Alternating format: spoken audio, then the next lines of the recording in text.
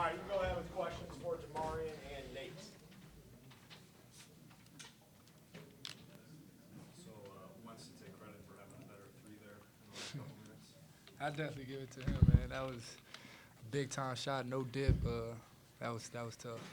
It was funny. With about a minute and a half left, I went up to him and I told him either him or I are going to have a three in the corner, and it's going to win us the game, and ended up being both of us. But yeah, he did say that. Was that a lucky guess, or was that how Houston was playing? it was how they were playing defense. They take away a lot of things, but sometimes that backside skip is open, and that was the case for both of our threes. Hey, when you guys are down 10, what's the feeling? There's still lots of time left, but how do you guys rally from that on?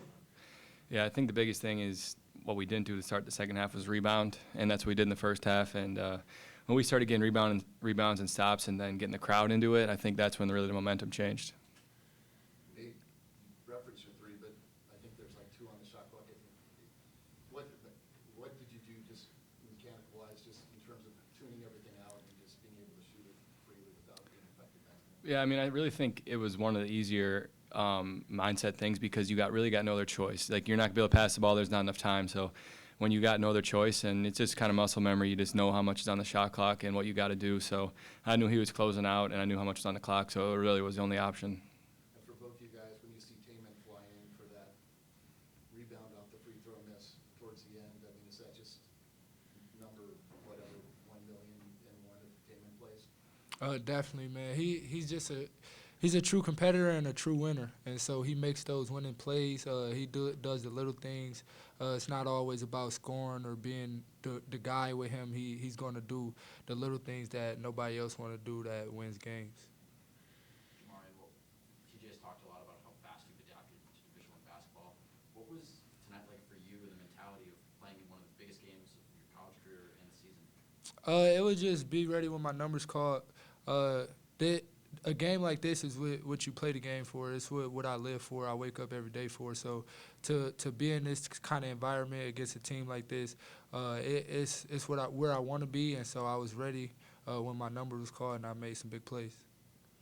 Jamarion, you had the first three, I think, in the second half. How much of a role is this that you found yourself in, kind of the guy to break the ice sometimes with this offense? I know sometimes we can get stagnant and we can slow down some. So just doing what I can to find my shot or make energy plays to get us going. I just want to do whatever it takes to win. And Nate, what's the Heise family group chat been like today? Yeah, it'll be fun because I think they went to sleep before this game started, so they'll wake up to some fun text, I think. Yeah. And obviously it was cool earlier when she scored a goal and they won and they're on to the championship, so pretty good day. Is most of your family in Italy? Yeah, I would say a majority of my family's in Italy, along with a lot of people from my hometown and relatives.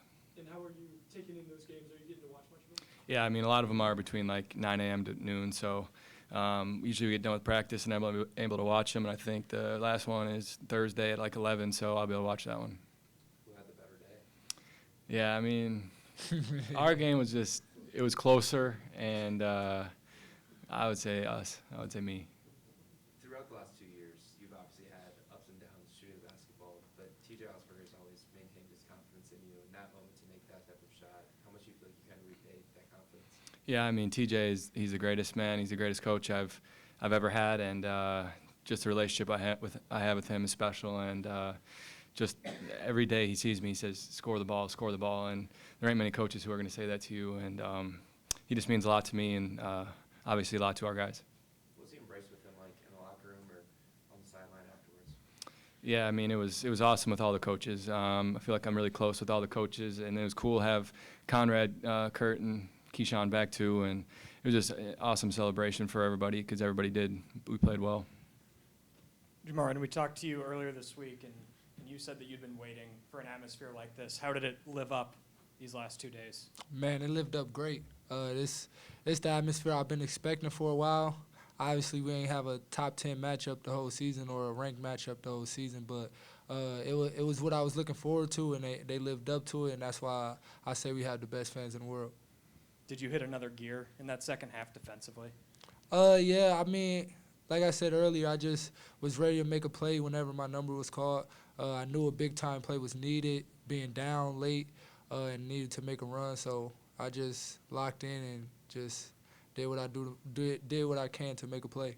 Similar to what Alec asked Nate earlier about maybe if shots aren't always falling, finding other ways to stay on the floor. Getting to watch Nate this season, how have you adopted that mindset to be like him? Just his physicality and what he brings defensively. He's a winner, and so I know I have that in myself. So just seeing a leader like that step up, I know I can make those same kind of plays and follow up what he did in his years.